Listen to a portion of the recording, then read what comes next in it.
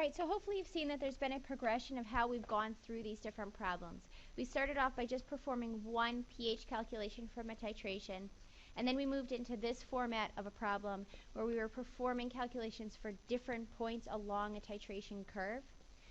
But now I'd like to step it up a little bit, and we're going to look at what happens when one of the components is a weak electrolyte. In this case, it's the acetic acid that's being titrated with a strong base. Okay? So we're going to calculate the pH at various points, 0, 10, 25, 40, 50, 60, and 75 milliliters of titrant being added. Okay? I'm actually going to skip the first one, the 0 milliliters, because if you think about it, what we're saying when we say that we are only adding in, that we're adding in no NaOH, is that we just have acetic acid in the solution. So that's really just going to be an icebox problem like we've been doing. Use your Ka that you've been provided with, calculate the pH of a 0.1 molar solution of acetic acid. That's something that you should be able to do at this point. I would recommend you try that before we move on to the next pHs so that you have a starting point to look at. Okay. Alright, so let's move on. Okay. So let's go to the very next one, the 10 milliliters. Okay. So if we go to 10 milliliters, now there's going to be a stoichiometry component and an equilibrium component. Before we were only doing stoichiometry because we were dealing with just strong acids and strong bases. Now we're going to have an equilibrium component in addition to the stoichiometry because now we have an equilibrium in existence. Okay? So for this one we're assuming the addition of 10 milliliters of our NaOH. Okay, so the first step is to do the stoichiometry and just figure out how much we're going to wind up with after that little bit of neutralization has occurred. Okay, so initially we just have our OH minus. We've got 10 milliliters of it, and it's at a molarity of 0.1 molar. So that means we're going to have 1 millimole. If we look at our acetic acid, we've got 50 milliliters of it, and it's 0.1 molar. That's going to give us a millimole amount of 5 millimoles. And that's going to remain pretty consistent. We are going to ignore our water. Okay. And our acetate ion, we're going to start off with 0. Okay, there's no source for it. Okay, so for a change, we're going to neutralize all of that because we have enough of our acetic acid. So we're going to subtract our 1. Okay. We'll actually wind up adding in 1 over here. Okay, so we're going to wind up with 0 millimoles, 4 millimoles, and 1 millimole. Okay. So now we have to take this down and we're going to put this into our icebox. Okay, so we have a new reaction that we're working with here because it's really at this point just the acetic acid being combined with the water. Prior to this we had the OH minus, but we neutralized that in the stoichiometry in that initial reaction that occurred. Okay, so if we look at our initial line here, we've got our initial concentration of the acetic acid of 4 millimoles, okay, divided by our volume. Because remember, when you do this stoichiometry up here, you work in moles or millimoles. But when you do an icebox, you work in concentration. Okay, we work in molarity. So you actually have to divide it by the volume to get the concentration to plug in here. So what's our volume? Our volume is a combination of the 10 milliliters here and the 50 milliliters here. So that's going to give us a 60. Ignore our water. Okay. We've got an initial H plus concentration of 0, which makes that one kind of straightforward. And if we remember from up here, we did have 1 millimole, and we're going to divide that by our 60 as well. So we've got our 1 divided by our 60 milliliters. Okay, so that's our initial line. We have to calculate our initial concentrations using the new volume and the new number of moles from the stoichiometry. Our change, just like normal, this is going to be our minus x. Ignore our water.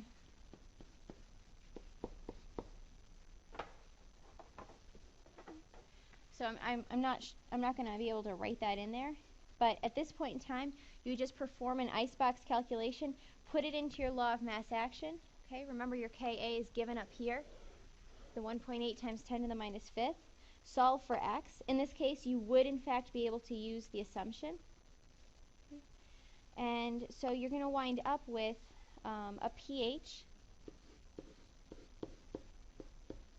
Feel free to try this before I give you the answer. Okay, it's going to be a pH of 4.14. Okay.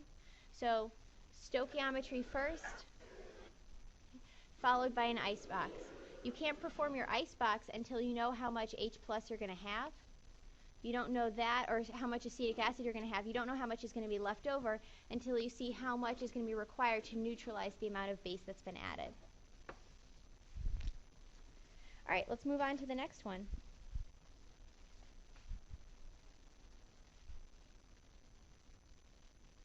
Okay, so for the next one, we're adding in 25 milliliters of our NaOH. Okay. So for this one, it's another stoichiometry problem, then followed by an icebox. Okay. So why don't you begin?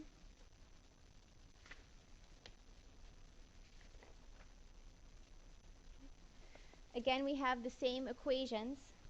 Okay. We just need to calculate a new number of millimoles. So up here, just like before, we haven't really changed the amount of acetic acid, so we still have our 5 millimoles here. We still are ignoring water. For our OH minus, we had 25 milliliters times our molarity, which is 0.1, which is going to give us a number of millimoles of 2.5.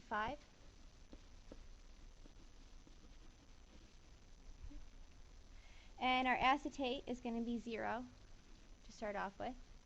We're going to neutralize all of that because we have enough acetic acid to do that. So we're going to minus 2.5, minus 2.5, add 2.5. This is going to leave us with 2.5 millimoles, 0 millimoles, and 2.5 millimoles because of the 5 minus the 2.5. So now we can start our icebox again.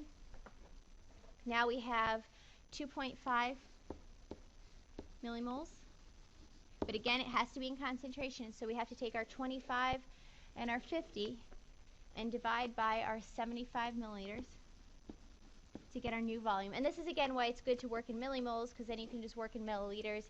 It's just a little bit quicker. Okay, so that's our new concentration.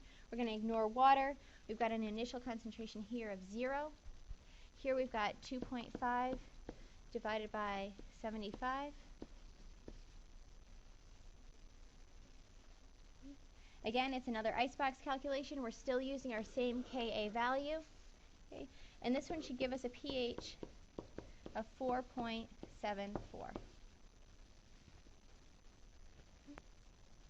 At this point in the titration, it's sort of a special point. It's the halfway to the equivalence point. And we know this because the original solution consisted of 50 milliliters of 0.1 molar acetic acid, which contained 5 millimoles of acetic acid. And if you think about it, what amount of OH minus would be required to reach that equivalence point? Remember, the equivalence point occurs when the amount of OH minus added is equal to the total amount of acid. Thus, in this problem, 5 millimoles of OH minus would be required to neutralize the 5 millimoles of acetic acid. Since 50 milliliters of NaOH would be required to reach this stoichiometric point, because we've got a molarity of 0.1, okay, so, and 50 milliliters times 0.1 would give us those 5 millimoles. Okay, the halfway point would be after the addition of half of those 50 milliliters, which you can see is 25 milliliters here. Okay, so this represents our halfway point. And if you remember, the important thing about that is at the halfway point, our pH is also going to equal our pKa, which means if you take the negative log of 1.8 times 10 to the minus 5th, you're going to get 4.74, which is right here. Okay, so two ways of having figured out the pH at this point would have been to recognize that it's the halfway point and then just taking the negative log of our Ka, or to go through the stoichiometry and then the icebox. Okay. For the next one, for the 40 milliliters, I'd like you to try that one by yourself. It's pretty similar to what we've been doing. Do your stoichiometry first, do your icebox second, and hopefully this is going to give you a pH of 5.35. So 5.35 pH. Okay. All right, the next problem is going to require a little bit of setup from me. Okay, we've got 50 milliliters, and as we said before, this is that equivalence point for the titration. Okay, this gives us 5 millimoles of OH minus added to our 5 millimoles of acetic acid. Okay, so at this point in the solution, we've used up all of our H plus. So we really just have Na plus, which is just a spectator, we don't even care about it. We've got our acetate, our C2H3O2 minus, and we've got some water. Okay, but all of our H plus and all of our OH minus have been tied up in neutralizing each other because this is our equivalence point. So these are really the only three ions that matter in this solution. Okay, so how is the pH calculated at this point? Okay, note that the solution is going to contain our conjugate base, okay, and that a base will combine with a proton. The only source of protons in this case is our water, which is right here. Okay. So the reaction that's going to occur is going to be C2H3O2 minus plus the water, which will be in equilibrium with perhaps making some more acetic acid, plus OH minus. Because remember, now we're starting with a conjugate base. So it's going to give us a basic sort of ending to our equilibrium problem. Okay. This means that for the actual equilibrium portion, we're going to have to use a KB because we've basically reversed our equation and we're going from the basic perspective. Okay, it's going to look like this. OH minus, H3O2 minus. Okay, again, we're kind of ignoring our water. Okay. And this is going to give us a Kv value, which if you remember equals Kw over Ka of 5.6 times 10 to the minus 10th.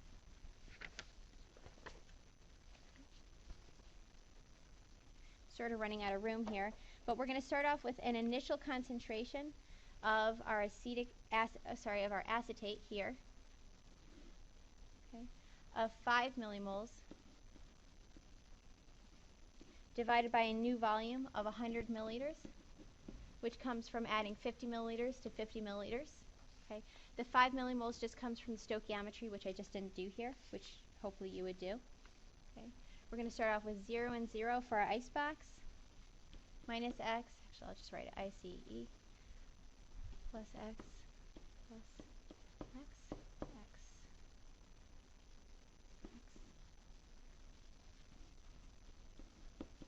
Okay, we can fill this into our table down here, which is going to give us x squared on top, and if we make our assumption, it's going to give us 0.050.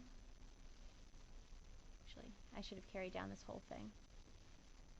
0.050 molar down here. Okay. Solving for x would give us an x of 5.3 times 10 to the minus 6. Okay. So this is going to be our OH minus concentration, okay, which you guys all know how to solve for a pH from that point. In this case, it's going to give us a pH of 8.72.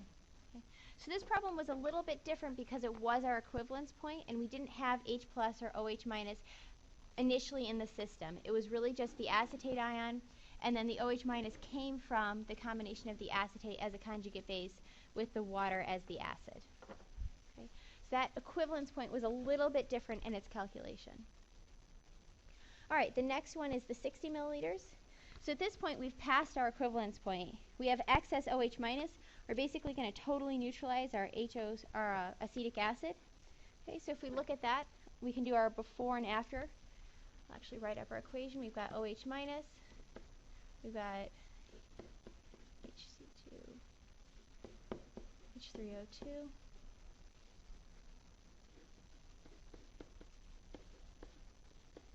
H2O, which we'll ignore. But if we look at our before and our after. This is just the stoichiometry part. Okay, so we want to deal in millimoles. We're going to have 60 milliliters of NaOH times 0.1 molar. So that's going to give us millimoles of 6. Okay. Our acetic acid, we still only have the 5 millimoles. And our acetate, we're going to start off with 0. Okay, but after, because we're going to fully consume our acetic acid, we're going to wind up with 1 remaining millimole of OH minus. We're going to wind up with 0 here. And we're going to wind up with 5 millimoles of the acetate. Minus 5 plus 5. Because the reaction has occurred basically 5 times. Okay, so 1, 0, and 5. Okay. We can put this into an icebox equation. Basically, though, if you think about it, the pH is going to be determined by this excess OH minus because we've totally neutralized the H plus. Okay, so what we have is the OH minus is going to equal the number of millimoles of OH minus divided by volume, which is going to give us that 1 millimole over our new volume of 60 plus 50, which is going to be 110, which is going to give us an OH minus concentration of 9.1 times 10 to the minus 3. So actually it's no icebox required. You already have your OH minus concentration. You can figure out the pOH from that, and then ultimately you'll get a pH which equals 11.96.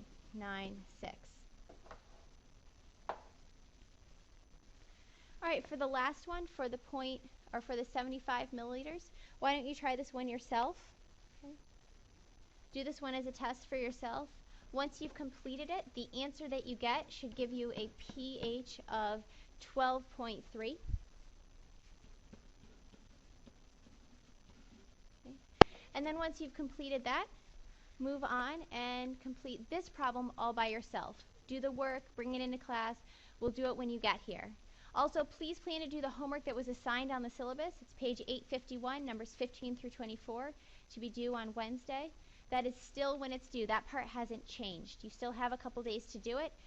Please feel free to find me if you have questions or are really struggling with it, but I'd like to see you guys work through it as best you can. All right, great.